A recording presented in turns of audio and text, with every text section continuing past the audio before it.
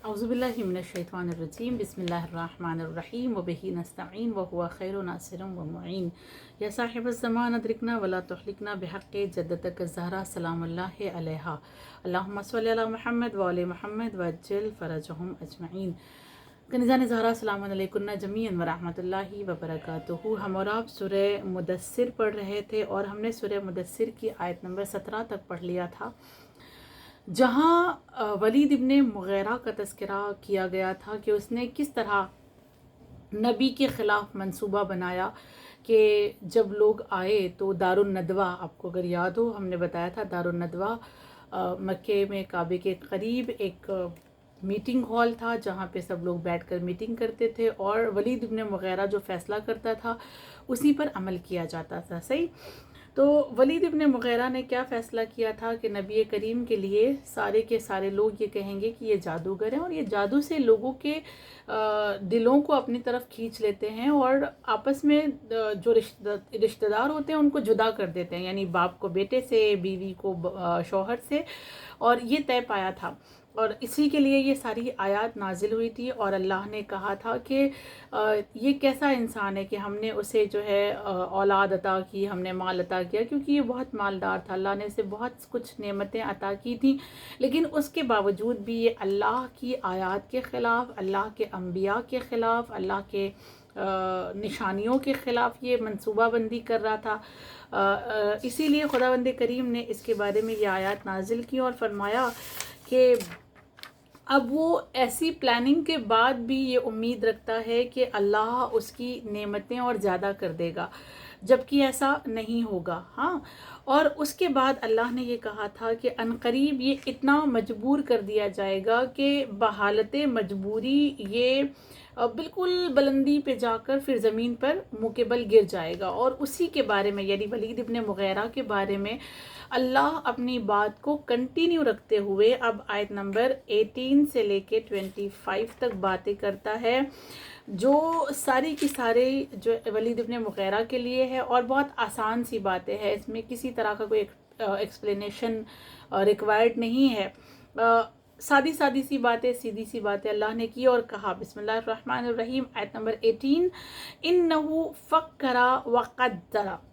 ठीक है, उसने कुरान से मुबारज़ा करने के लिए गौर व फिक्र की और एक मतलब तैयार कर लिया। गौर व फिक्र करना, देखें, बहुत ज़्यादा अजर है इंसान का गौर करना, बैठकर सोचना अल्लाह की ज़ात के बारे में, अल्लाह की आयत के बारे में, अल्लाह की निशानियों के बारे में। जब इंसान गौर व फिक्र करता है तो एक लम्हे की गौर व फिक्र न जाने कितनी सारी इबादतों से अफजल करार दी जाती है। और कहा गया कि 1 घंटा अगर कोई गौर व फिक्र करे तो वो 1 घंटे की गौर व फिक्र 1 साल की इबादत से भी अफजल है ना। हम सब ये हदीसें जानते हैं, लेकिन ये जो गौर व फिक्र कर रहा था, ये गौर व फिक्र कुरान में नहीं कर रहा था, अल्लाह की तौहीद में या नबी की नबूवत में नहीं कर रहा था, बल्कि कुरान के अगेंस्ट इसने गौर व फिक्र किया है कि कैसे कुरान को लोगों से दूर किया जाए और कैसे नबी की ज़ात से लोगों को दूर किया जाए, बहकाया जाए। किस तरह से कहा जाए कि ये जो कुरान है वो एक जादू है, नबी एक जादूगर हैं और इसके ज़रिए से नबी अपने तरफ लोगों को अट्रैक्ट करते हैं। इसलिए इस गौर व फिक्र को मजम्मत के तौर पर अल्लाह ने यहाँ पे बयान किया है। कोई ये ना समझे कि ये गौर व फिक्र करना तो अच्छी बात होती है, लेकिन इसकी जो गौर व फिक्र थी वो नेगेटिव थी, पॉजिटिव नहीं थी। इसीलिए अल्लाह इसकी मजम्मत के तौर पर यह आयत नाजिल करते हुए कहता है, फ़क़ुतिल कैफ़ क़द्दरा, वो हलाक हो जाए किस तरह, हक़ से मुबारज़ा करने के लिए उसने मतलब तैयार किया। अल्लाह कह रहा है ये इंसान जो गौर व फिक्र करके कुरान से मुबारज़ा यानी जंग, यानी कुरान के ख़िलाफ़ खड़े हो जाना, कैसे ये कुरान से जंग करने के लिए अपने आप को तैयार कर रहा है, लोगों को तैयार कर रहा है। और अगर ये ऐसा है तो अल्लाह क्या कह रहा है, ये हलाक हो जाए। हाँ, और उसके बाद आयत नंबर 20 में खुदा ने कहा, तुम क़ुतिल कैफ़ क़द्दरा, फिर वो मरे, उसने किस तरह से मतलब और अपनी शैतानी मंसूबों को आमादा किया। यानी एक बार अल्लाह ने काफ़ी नहीं समझा कि फ़क़त चला, वो मर जाए, वो हलाक हो जाए। मतलब 2 बार अल्लाह का कहना किसी के बारे में कि वो हलाक हो जाए, वो मर जाए, कितनी شرمندگی کی بات ہے اور کیسی دردناک بات ہے کہ اگر اللہ کسی انسان کے لیے یہ کہہ دے کہ وہ مر جائے، وہ ہلاک ہو جائے نا، تو یہ ولید ابن مغیرہ کے لیے اللہ اس طرح سے کہہ رہا ہے، یعنی اس کے اوپر بہت سخت عذاب ہوگا۔ اللہ اسے دنیا میں اس طرح سے کہہ رہا ہے تو آخرت میں اس کا کیا حال ہوگا ہم سمجھ بھی نہیں سکتے۔ اور یہی اللہ بار بار کہہ رہا ہے کہ کیسے اس نے قرآن کو مٹانے کی اور قرآن سے لوگوں کو دور کرنے کی پلاننگ کی ہے، اور یہ صرف ولید ابن مغیرہ کے لیے نہیں ہوگا، آج کے دور میں بھی اور قیامت تک جو کوئی بھی قرآن کو مٹانے کی کوشش کرے گا، قرآن کے اگینسٹ منصوبہ بندی کرے گا، اللہ کے نبی کے خلاف منصوبہ کرے گا، یہ ساری آیتیں ان لوگوں کے لیے بھی ہوں گی اور اللہ انہیں بھی ہلاک کرے گا۔ اور ہم دیکھتے ہیں کہ جتنے بھی قرآن کے خلاف کھڑے ہوتے ہیں بالآخر وہ ہلاک ہو جاتے ہیں، اور قرآن بالکل ویسا جیسا اللہ نے نازل کیا، اس کے کمالات، اس کی فضیلتیں، کوئی ذرہ برابر بھی اس میں کمی نہیں لا پاتا۔ ہاں، یہ اللہ کا کمال ہے اور اللہ کا وعدہ ہے، اِنَّا نَحْنُ نَزَّلْنَا الذِّكْرَ وَإِنَّا لَهُ لَحَافِظُونَ، ہم نے قرآن کو نازل کیا ہے اور ہم اس کی حفاظت کریں گے، لہٰذا خدا حفاظت کرتا ہے، کوئی اسے مٹا نہیں سکتا، چاہے وہ جتنی بڑی بھی پلاننگ کر لے۔ ولید ابن مغیرہ نے بھی کیا کر لیا، اگر اس کی پلاننگ کامیاب ہو گئی ہوتی تو آج ہمارے پاس قرآن نہیں ہوتا اور یہ درس نہیں ہوتا۔ یہ اللہ کا ہم پر کرم ہے کہ آج قرآن ہمارے ساتھ ہے۔ اور اس کے بعد ایک آیت نمبر 21 میں ثم نظر، پھر اس نے نگاہ ڈالی۔ کس نے نگاہ ڈالی؟ ولید ابن مغیرہ نے۔ اسی کے بارے میں بات کنٹینیو ہو رہی ہے۔ اس نے نگاہ ڈالی کس پر؟ قرآن پر، نبی پر، اور نبی پر نگاہ اور قرآن پر نگاہ ڈالنے کے بعد کیا کیا؟ آیت نمبر 22، ثم عبس وبصر، پھر اس نے اپنا منہ چڑھایا اور جلدی سے کام میں لگ گیا۔ وہ قرآن کو دیکھ کر اپنے چہرے بگاڑتا تھا، وہ نبی کو دیکھ کر اپنے چہرے بگاڑتا تھا۔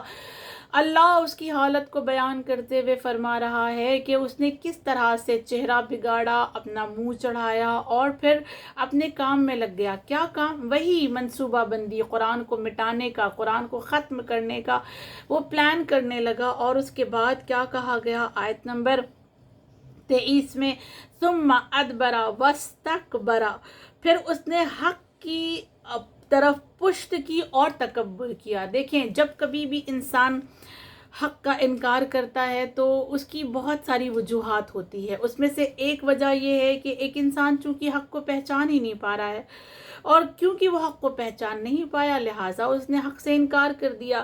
لیکن اکثر ایسا ہوتا ہے کہ حق کا انکار کرنے والے حق کو جانتے ہیں، وہ جان رہے ہوتے ہیں کہ ہم جس کا انکار کر رہے ہیں وہ حق ہے، لیکن اپنے تکبر، اپنے غرور، اپنے انا کی وجہ سے وہ حق کا انکار کرتے ہیں، اسے قبول نہیں کرتے۔ جس طرح ابلیس نے حضرت آدم کی عظمت کو قبول نہیں کیا تھا اپنے تکبر کی وجہ سے، ولید ابن مغیرہ نے یا نبی کے جتنے بھی دشمن تھے ہر ایک نے نبی کی عظمت کو، نبی کی دعوت کو، قرآن کی آیت کو قبول نہیں کیا اپنے تکبر کی وجہ سے، اپنے غرور کی وجہ سے، اپنے انا کی وجہ سے۔ وہ سمجھتے تھے آئی ایم دا بیسٹ، ہم سے بہتر تو کوئی نہیں ہے، ہمارا دین، ہمارا آئین، ہمارا عقیدہ، ہمارا اخلاق سب سے اچھا ہے، لہٰذا ہم کسی کی پیروی نہیں کریں گے۔ لہٰذا اللہ نے کہا آیت نمبر 23 میں کہ اس نے کیا کیا؟ تکبر کیا اور حق کو پیچھے چھوڑ دیا۔ یاد رکھیں، حق کو پیچھے چھوڑ کر تکبر کے ساتھ آگے بڑھ جانے والا اس دنیا میں بھی ملعون ہے اور قیامت میں بھی وہ کامیاب نہیں ہو سکے گا۔ ابلیس کی مثال ہماری اور آپ کی آنکھوں کے سامنے ہے۔ آیت نمبر 24 خدا کہتا ہے فَقَالَ إِنْ هَذَا إِلَّا سِحْرٌ يُؤْثَرُ، یعنی اور آخر کار اس نے کہا یہ قرآن گزشتہ لوگوں کی جادو کی طرح ایک پرکشش اور پرتاثیر جادو کے سوا اور کچھ نہیں ہے۔ اور پھر اس نے کیا کہا؟ یہ تکبر کرتے ہوئے، اتراتے ہوئے، غرور کرتے ہوئے، انا کے ساتھ وہ کیا کہتا ہے کہ یہ قرآن، یہ کوئی اللہ کی کتاب نہیں ہے، یہ ایک جادو ہے، اور یہ جو قرآن سنا رہے ہیں نبی یہ جادوگر ہیں، اس لیے کہ ان کو جو کوئی بھی سن لیتا ہے وہ ان کا ہو جاتا ہے۔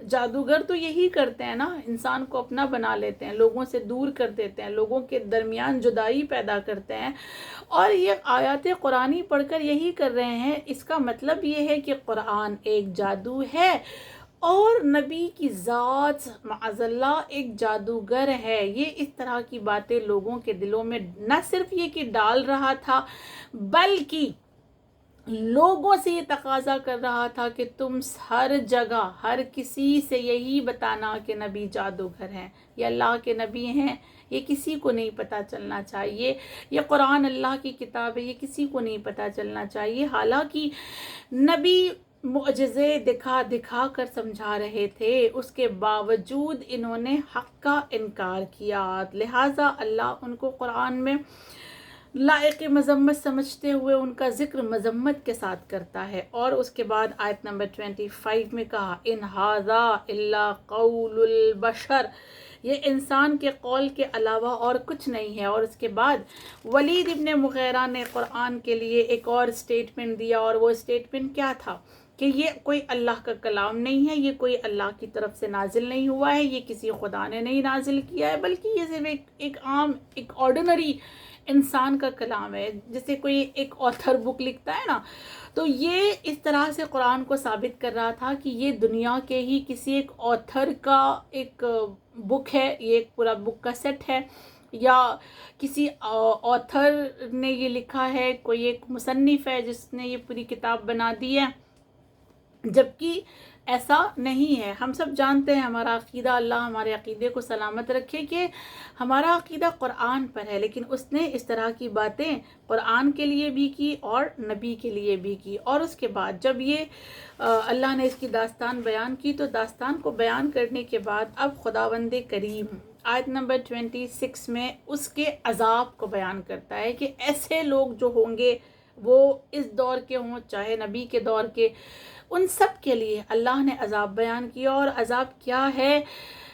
سَأُصْلِيهِ سَقَرَ، یعنی ہم عنقریب اس کو جہنم میں داخل کریں گے۔ اور کون سے جہنم میں؟ سقر میں۔ سقر کہتے ہیں کہ جہنم کا ایک نام سقر ہے، یا ایک مخصوص جو ہے جہنم کا ایک گوشہ، ایک کونا، ایک گہرائی جہنم کی ایک ایسی جگہ جہاں پر اتنی زیادہ گرمی ہوگی، جہاں پر جلن اتنی زیادہ ہوگی کہ انسان کا جسم پگھل پگھل کر گرے گا۔ ہاں، تو اللہ کہہ رہا ہے ان کے لیے سقر ہے، ایسے جتنے بھی لوگ ہیں ان کو جہنم کے نارے سقر میں ڈالا جائے گا۔ جہنم ایک الگ ہے، جیسے جنت کے طبقات ہیں نا، اسی طرح جہنم کے بھی طبقات ہیں۔ اسی طبقات میں سے کچھ علماء یہ کہتے ہیں کہ جہنم کا ایک طبقہ سقر ہے، کچھ یہ کہتے ہیں کہ نہیں، سقر جہنم کا کوئی طبقہ نہیں ہے، بلکہ ایک کنواں ہے، ایک گہرائی ہے،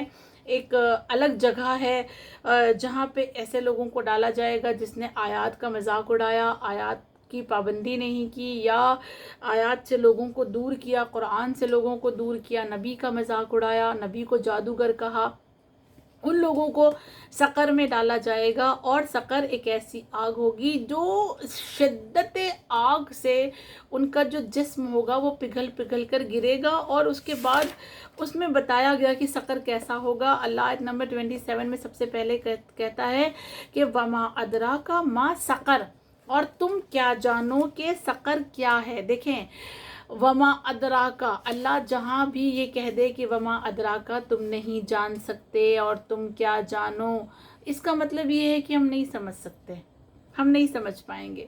ہاں، لیکن انسانی عقل کو تھوڑا سا سمجھانے کے لیے اللہ اس کی کوئی ایک مثال دیتا ہے۔ مثلا اللہ شب قدر کے لیے کہتا ہے وما ادراکا ما لیلۃ القدر، تم کیا جانو، تمہیں کیا پتا کہ شب قدر کیا ہے۔ لیکن اس کو تھوڑا سا سمجھانے کے لیے کہ انسان کی عقل جتنا سمجھ سکتی ہے اسی کے اعتبار سے مثال دیتے ہوئے اللہ کیا کہتا ہے، وما ادراک ما لیلۃ القدر، لیلۃ القدر خیر من الف شہر، یعنی یہ 1000 مہینوں سے افضل ہے نا. یہ تھوڑا سا اللہ نے ہمیں سمجھایا کہ اچھا یہ اگر اتنی امپورٹنٹ ہے تو یہ کتنی بڑی رات ہوگی. یہ انسان کی عقل جتنا سمجھ سکتی ہے اللہ اسی کے اعتبار سے ایک مثال دے کر سمجھاتا ہے. حالانکہ جب اللہ کہہ دیتا ہے کہ وما ادراک تو ہم واقعاً اس کو نہیں سمجھ سکتے، ہم وہ اس کی حقیقت کو نہیں جان سکتے کہ وہ کیا ہے. اور اسی طرح اللہ یہاں پر سقر کو سمجھاتے ہوئے، جیسے سورہ قدر میں لیلۃ القدر کو سمجھاتے ہوئے کہا تھا لیلۃ القدر خیر من الف شہر، یہاں خدا سقر کو سمجھاتے ہوئے آیت نمبر 28 میں کہتا ہے لا تبقی ولا تذر. وہ ایک ایسی آگ ہے جو نہ کسی چیز کو باقی رہنے دیتی ہے نہ کسی چیز کو چھوڑتی ہے. عجب ہے. دیکھیں دنیا کی آگ میں کیا ہوتا ہے، اگر ایک انسان اللہ نہ کرے، اللہ کبھی نہ کرے کسی دشمن کے ساتھ بھی کہ کوئی جلے، کوئی آگ میں گر جائے یا اس کے گھر میں آگ لگ جائے، اگر کسی کو دنیا کی آگ نقصان پہنچاتی ہے، کوئی انسان دنیا کی آگ سے جلتا ہے تو کیا ہوتا ہے، کبھی ایسا ہوتا ہے کہ انسان پورا جل جاتا ہے، کبھی ہوتا ہے ہاتھ جل گیا ہے چہرہ باقی ہے، کبھی ہوتا ہے چہرہ جل گیا ہے جسم باقی ہے. یعنی کچھ چیزیں جل جاتی ہیں، کچھ اعضاء کچھ پارٹس جل جاتے ہیں، کچھ پارٹس باقی رہ جاتے ہیں. لیکن سقر کی آگ کیسی ہوگی؟ ایسی نہیں ہوگی کہ وہ کچھ پارٹس کو جلائے گی اور کچھ پارٹس کو نہیں جلائے گی. یہاں پہ بھی کیسے ہوتا ہے نا کہ آگ سے جلنے کے بعد یا انسان زندہ رہ جاتا ہے یا انسان مر جاتا ہے. لیکن سقر کی آگ ایسی ہے کہ نہ وہ زندہ رہنے دے گی نہ وہ مرنے دے گی. دیکھیں کتنا سخت مرحلہ ہے، سوچ کر بھی انسان کی روح کانپ جائے کہ ایسی آگ ہوگی کہ نہ وہ جینے دے گی نہ وہ مرنے دے گی. اس جملے کو سمجھانے کے لیے علماء اس طرح سے کہتے ہیں کہ جب نار سقر انسان کی پورے پارٹس کو پوری طرح سے جلا دے گی اور وہ اس جلن کو برداشت نہیں کر پائے گا، تب اس کی آگ کو ٹھنڈا کیا جائے گا، اس کے جسم کو پھر سے صحیح و سالم کیا جائے گا، اور پھر سے صحیح سالم کرنے کے بعد نار سقر کو پھر حکم دیا جائے گا کہ تم پھر اس کے ساتھ اگین وہی کرو جو اس سے پہلے کر چکے تھے. اور یہ سلسلہ جاری رہے گا، یہ قیامت تک یہ سلسلہ جاری رہے گا. اور قیامت میں اگر کسی کو نار سقر مل گیا تو پھر ابدا ہمیشہ اس کے ساتھ یہ عمل ہوتا رہے گا. وہ جلایا جائے گا، اسے پھر ٹھیک کیا جائے گا، اسے پھر جلایا جائے گا، اسے پھر ٹھیک کیا جائے گا، اور اس طرح اس کے ساتھ یہ درد بھرا عذاب اللہ ساتھ میں رکھے گا. اس کے بعد خداوند کریم یہ کہتا ہے کہ یہ سقر کیا ہے. آیت نمبر 29 میں سمجھایا لواحۃ للبشر، وہ بدن کی جلد کو کلی طور پر دگرگون کر دے گی. یعنی جو انسان کی جو یہ جلد ہے، جو انسان کے سکن ہے، اس سکن کو وہ جلا کر پوری طرح دگرگون کرنا، یعنی وہ چینج کرنا، وہ انسان کا سکن پورا چینج کر دے گی. یعنی کچھ روایات میں ہے کہ جب نار سقر انسان کو جلائے گی تو انسان کا جو سکن ہے وہ پوری طرح سے بلیک ہو جائے گا، اس کا وہ جو فیس ہے وہ پوری طرح سے بلیک ہو جائے گا، اور اس کے جلد کی الگ سی ایک کیفیت ہوگی کہ جس کو شاید وہ خود بھی برداشت نہیں کر پائے گا. اور اہل جہنم بھی جب اس کو دیکھیں گے تو وہ اس کو دیکھنے کے بعد اس کے جو جلد کی حالت ہوگی اس سے وہ خوف بھی کھائیں گے، وہ لرزیں گے بھی، وہ ڈریں گے بھی، اور وہ اس سے دور جانے کی کوشش کریں گے. یعنی ایسی سکن ہو جائے گی کہ انسان جو ہے روز قیامت اس انسان سے دور ہٹنے کی کوشش کرے گا، اس کے قریب نہیں جائے گا. نہ صرف یہ کہ وہ سکن، وہ اس کا گوشت وہ دگرگون ہو جائے گا، چینج ہو جائے گا، بلکہ وہ زخم الگ سا ہوگا، اور اس زخم سے بعض اوقات خون نکلے گا اور مواد نکلے گی، اور اس میں پھر درد ہوگا، اذیت ہوگی، بدبو ہوگی، جس کی وجہ سے دوسرے انسان اس کے قریب نہیں جائیں گے. کتنا سخت عذاب ہے. انسان سوچ سکتا ہے کہ ایسے عذاب میں اگر وہ مبتلا ہو گیا تو پھر وہ کیسی شرمندگی کا شکار ہوگا. اور اگر یہ بتا دیا جائے کہ اس کو گناہوں کی وجہ سے یہ عذاب دیا گیا ہے تو پھر کیسی شرمندگی ہوگی اس کے پاس. اللہ خدا ہم سب کو ایسے عذاب سے محفوظ رکھے. اور اس کے بعد آج کے لیے آخری آیت نمبر 30، اللہ نے کہا علیہا 19 19 عذاب کے فرشتے اس پر مقرر کیے جائیں گے. اور خدا اب اس میں کہہ رہا ہے کہ اس پر ہم 19 عذاب کے فرشتے نازل کریں گے، اور وہ 19 عذاب کے فرشتے اس پر لگاتار عذاب نازل کرتے رہیں گے، اس کو اذیت دیتے رہیں گے. ہاں، اور اس کے بعد یہ ایک سوال یہاں پر پیدا ہوتا ہے کہ 19 اللہ نے کیوں چنے ہیں فرشتے، کہ 19 لفظ جو ہے، ایک عدد، ایک نمبر ہے نا، 19 فرشتے ہی اللہ کیوں نازل کرے گا، ان کے ساتھ رکھے گا. نازل کرنا یعنی عذاب کے لیے اس کے لیے مقرر کرے گا. 19 ہی کیوں؟ تو اس کا جواب علماء نے اس طرح سے دیا ہے کہ اخلاق رذیلہ یعنی جو بیڈ ہیبٹس ہیں ہماری، جو برے اخلاق ہمارے ہیں، ان کی تعداد جب ہم لوگ کتابوں میں گنتے ہیں تو 19 آتی ہے.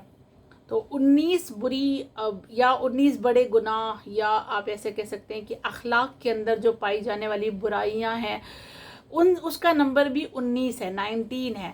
تو ہر اخلاق رذیلہ کے بدلے، ہر ایک بری ہیبٹ اور ہر ایک برے اخلاق کے بدلے اللہ ایک فرشتے کو مقرر کرے گا عذاب کے لیے، جس کی وجہ سے 19 فرشتوں کو اللہ نے مقرر کیا ہے، چنا ہے کہ یہ 19 فرشتے جو سقر میں ہوں گے ان کے ساتھ یہ رہیں گے اور لگاتار ان پر عذاب نازل کرتے رہیں گے. اور اس کے بعد یہ کہا جا رہا ہے کہ 19 فرشتے اس کے اوپر عذاب نازل کریں گے، تو وہ ہر عذاب جو ہوگا 19 ٹائپ کا الگ الگ ہوگا، یعنی ہر فرشتہ جو ہے اس پر الگ الگ طریقے سے عذاب نازل کرے گا. یعنی ایک تو وہ سقر میں ہے، پہلے ہی اس کو اس طرح سے آگ جلائے گی جس طرح سے بیان کیا گیا، اور اس کے اوپر وہ پھر جب 19 فرشتے آئیں گے ہر اخلاق کے بدلے میں، ہر برے اخلاق کے بدلے میں جب اس پر عذاب نازل کریں گے، تو وہ ہر عذاب جو ہوگا وہ ڈفرنٹ ہوگا، الگ الگ ہوگا. اب وہ کیسا ہوگا اس کی ڈیٹیل تو نہیں بتائی گئی ہے، لیکن ہم اندازہ لگا سکتے ہیں کہ اگر آگ ایسی ہے کہ جو سکن کو چینج کر دے رہی ہے، جو جسم کے گوشت کو پگھلا کے ختم کر دے رہی ہے، جو ایسی ہے کہ ایک بار جسم پوری طرح سے جل جائے گا اور اس کے بعد جسم کو پھر سے بنایا جائے گا اور پھر سے وہ آگ اس کو جلائے گی، تو پھر اور جو الگ طریقے سے عذاب نازل کیے جائیں گے وہ کیسے عذاب ہوں گے، وہ فرشتے کس طرح سے عذاب نازل کرے گا. ٹھیک ہے. اور یہ کہا گیا ہے کہ وہ 19 فرشتوں میں سے، روایت کے جملے ہیں کہ ہر فرشتے کے پاس، یعنی 19 فرشتوں میں سے ہر فرشتے کے پاس جو ایک فرشتہ ہوگا اس کے پاس ایک اتنی طاقت ہوگی کہ وہ پورا ایک قبیلہ اپنے ہاتھوں سے اٹھا کر جہنم میں ڈال سکتا ہے.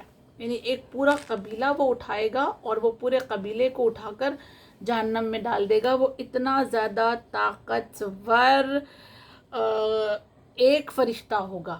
یعنی اسی لیے 19 اللہ نے رکھے بھی ہیں کہ ایک ایک قبیلے کو اگر وہ اٹھا کے ڈال رہے ہیں تو پھر زیادہ ٹائم نہیں لگے گا نا. 19 فرشتے از انف، اتنی طاقت ان کے پاس ہوگی. صحیح. یہ آیت نمبر 30 تھی جس میں اللہ نے کہا 19 فرشتوں کو ہم رکھیں گے.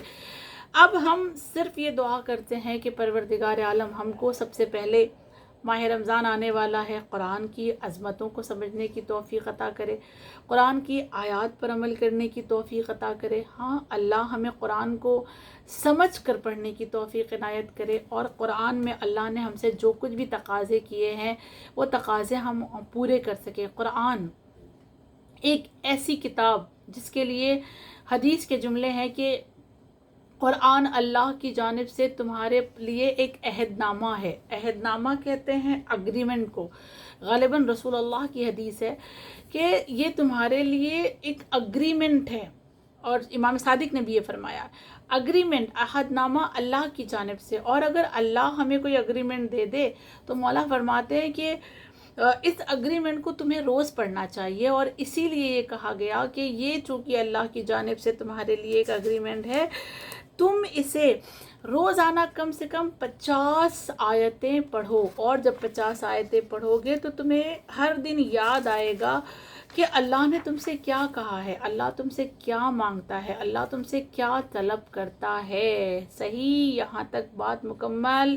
اور بس اتنا کہتے ہوئے کہ ماہ رمضان بہت قریب ہے، اپنے آپ کو قرآن کے لیے آمادہ کریں اور اللہ سے دعا کریں کہ خداوند کریم ہمیں قرآن سے جڑے رہنے کی توفیق عنایت کرے. وآخر الدعوانا ان الحمد للہ رب العالمین. سورہ فاتحہ کے التماس. بسم اللہ الرحمن الرحیم. الحمد للہ رب العالمین الرحمن الرحیم مالک یوم الدین. ایاک نعبد و ایاک نستعین. اہدنا الصراط المستقیم صراط الذین انعمت علیہم غیر المغضوب علیہم ولا الضالین. بسم اللہ الرحمن الرحیم. قل هو اللہ احد اللہ الصمد لم یلد ولم یولد ولم یکن له کفوا احد. بسم اللہ الرحمن الرحیم. قل هو اللہ احد اللہ الصمد لم یلد ولم یولد ولم یکن له کفوا احد. بسم اللہ الرحمن الرحیم. قل هو اللہ احد اللہ الصمد لم یلد ولم یولد ولم یکن له کفوا احد. ان اللہ وملائکتہ یصلون علی النبی یا ایھا الذین آمنوا صلوا علیہ وسلموا تسلیما. اللہم صل علی محمد وعلی محمد وعجل فرجہم اجمعین. سورہ فاتحہ، سورہ اخلاص اور درس قرآن مجید کا نذرانہ. 4 معصومین، 12 امام، پنجتن پاک، شہیدان کربلا، سران کربلا و یتیمان کربلا کی بارگاہ اقدس میں ہدیہ کرتے ہیں. اس کے طفیل میں جو بھی ثواب جملہ مرحوم مومنین والمؤمنات، تمام علماء، تمام شہداء، تمام مجتہدین اور خصوصاً جو لوگ ہمیں سنتے ہیں اور جن کی جانب سے یہ کلاس آرگنائز کی جاتی ہے، ان کے تمام مرحومین کی ارواح کو بخشتے ہیں. خداوند کریم واسطہ اہل بیت علیہم السلام کا مرحومین کے گناہان کبیرہ و صغیرہ کو معاف فرما، مرحومین کی مغفرت فرما، مرحومین کے درجات کو بلند فرما، مرحومین کو روز محشر ان کے نامہ اعمال ان کے دائیں ہاتھ میں عنایت کرنا، مولا عباس کے پرچم کے سائے تلے جگہ عطا کرنا. بے شک کہیں نہ کہیں ہماری قبر کی منزلوں میں بھی سختیاں ہوں گی. خداوند کریم ہماری بھی قبروں کی منزلوں کو آسان فرمانا.